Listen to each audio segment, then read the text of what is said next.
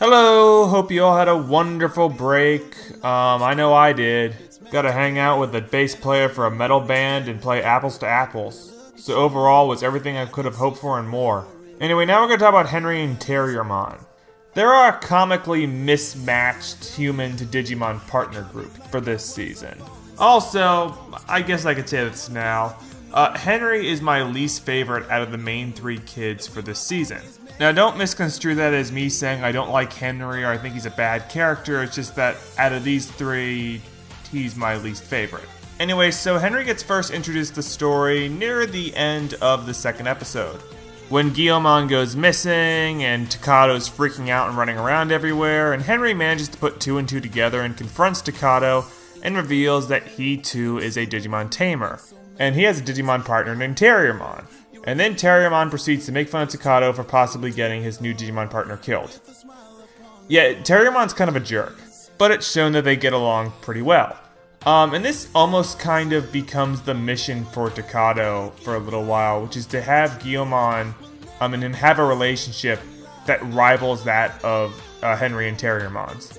They meet up again in the third episode when Rika and Renamon are trying to kill Guillemon, and Henry steps in and saves the day by boring Rika with a speech about love and peace and tolerance. Yeah, during this first arc, Henry is really into this sort of new age style of looking at Digimon, believing them to be more than just like fighting machines, but rather peaceful creatures who came to the real world to escape the fighting in the digital world. And thus, by humans forcing them to fight in the real world, that not only is cruel, but it also goes against their peaceful nature, if I'm understanding Henry's philosophy correctly. Anyway, after saving Takado from Rika, Henry and Takado actually start hanging out and become friends, and this is where you see that sort of like big brother, little brother relationship I was talking about earlier with Takado. This episode also gives Henry the privilege of being the kid to have the first evolution of the season, because towards the end of the episode, Rika tries to kill Guillemon again. And Henry interferes. Again. And in trying to save Guillemon, Henry accidentally triggers Terriermon's evolution. And this is pretty much Henry's worst nightmare. Because not only is Terriermon engaged in a fight, but now Terriermon is this huge, super powerful, out of control monster. Because when Terriermon digivolved, it was like he wasn't prepared like mentally or something for it, so he can't control his new body and he's just wildly shooting everywhere. In fact, at one point he almost kills Rika, which would have been a dark way to start the season. I mean, it would have been a really bold move and I wouldn't have seen it coming, you know, having 1/3 of the cast killed off by the other third. But it definitely would have, you know, started the season off with an odd tone. Anyway, after Terriermon calms down, we learn that Henry actually shares some of the fears that Takado has. Like, his big concern with Terriermon digivolving is now Terriermon's really, really huge and very hard to hide, and if the government ever found out about Terriermon, they would probably take him away. Only Henry acts a bit more dignified about the whole situation. But this whole sequence of events, apart from being a character building thing between Henry and Terriermon, also introduces the concept that Digievolutions can be bad, since this story takes place in the real world, and they need to hide their Digimon from everyone. And that's kind of Henry's angle, and all these heroes kind of have an angle. For Takado's, it was his inexperience. For Rika, it's her ruthlessness. Henry's is his intelligence. Henry is a very smart, philosophical kid, and the show uses those traits oftentimes to try to explain or introduce concepts into the show. In some ways, he's almost kind of like an Izzy character. Only whereas Izzy got his information about the digital world from his computer, Henry kind of just figures it out and just pieces it together on his own. Although I have to say, I find it a bit distracting sometimes with how smart they make Henry.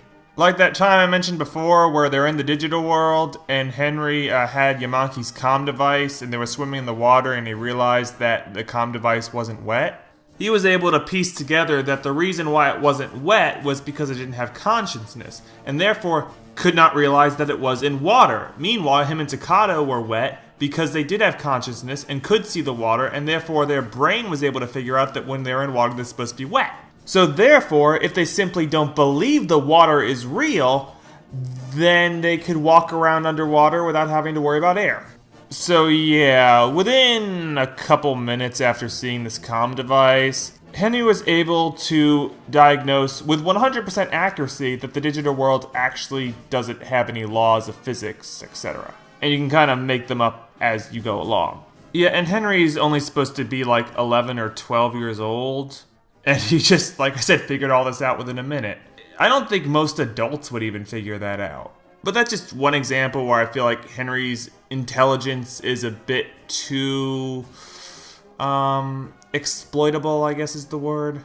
But the show does try to balance that out by making Henry's intelligence one of his weaknesses in a way. Because he's not shown to be infallible, he's wrong quite a few times. Often by overthinking things, or sometimes just overestimating his own intelligence. Like, the big pseudo-conflict between him and Takato for the first arc is that Henry doesn't want to join up with Takato because he doesn't think Digimon should fight, and he just wants to be left out of the whole conflict. He thinks it'll all work itself out, I guess. And he's almost kind of overthought this whole idea of why Digimon are coming to the real world. Like I said, he thinks they're coming here for a better life, kind of like immigrants. And he actually thinks he can reason with Digimon. Like, actually talk them down and turn them peaceful. And as you can imagine, these all end horribly. So yeah, Henry's main arc for the first part of the season is just to try to get him to learn when fighting is acceptable. And this is honestly probably my least favorite character arc. I think it's because it doesn't have as many options for character growth as other arcs have in this season.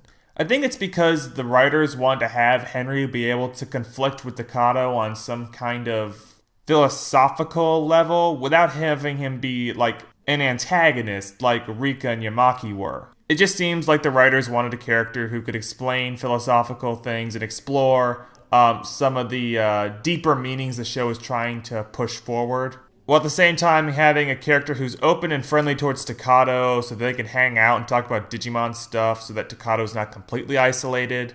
And that's the thing about Henry. I do find his character generally likable. I mean, he's a nice kid, he has a sense of humor. And I do have to say, sometimes when hanging around with Takato, I do like to have a character who has more of a sense of responsibility. Although, like I said, that can get a little weird sometimes because Henry acts sometimes way older than his actual age. But still, overall, I like Henry, or at least his character. I just think he has a very weak first arc. Mainly due to Henry's non-threatening and non-combative attitude and personality, this arc doesn't really have a lot of stuff to work off of. Like, I feel in order for this arc to single-handedly carry Henry's character development, Henry would have to be a bit more condescending to either Takato or Terriermon, and maybe be a bit more defensive about some of his ideas, especially when they don't turn out to be right.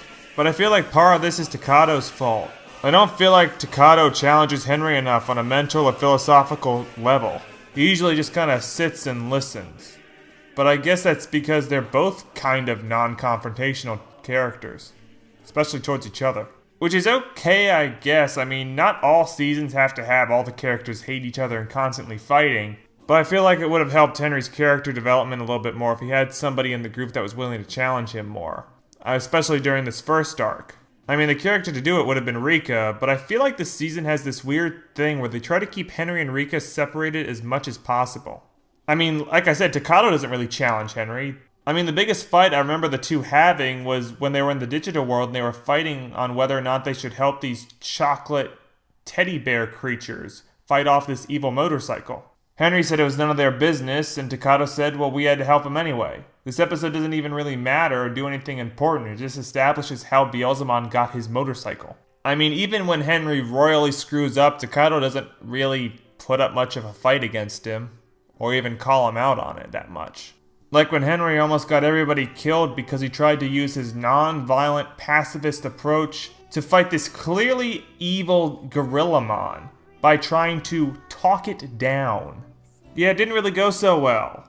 But Takato didn't really raise much of a stink about it, and Henry didn't really seem to take much away from this experience because he tries to do the exact same thing like 10 episodes later. I mean, give Takato credit. When he screws up and almost gets everybody killed, he tries to reflect on his mistakes and learn from it. Henry just thinks, well, reasoning with the giant monkey didn't work, but maybe if I reason with the giant samurai, it will work this time. Although, to be fair, this is the episode when Henry does realize that fighting is necessary when it means saving innocent lives. I don't know, I thought that was just kind of a meh way to round out Henry's character arc. But then again, I felt like this whole arc was kinda meh. Not this season's greatest. But I don't feel like this is what the show wanted to focus on for Henry's character. The season seemed much more creative and lively when trying to flesh out the relationship that Henry has with his family. Now, he's got quite a few family members, but the three that only really matter are his father, his sister, and his mother. Also, I'm not sure if this matters at all, but according to the website, it says that Henry is a Chinese immigrant. I don't remember this coming up in the show at all, but maybe this comes up in the original Japanese or something.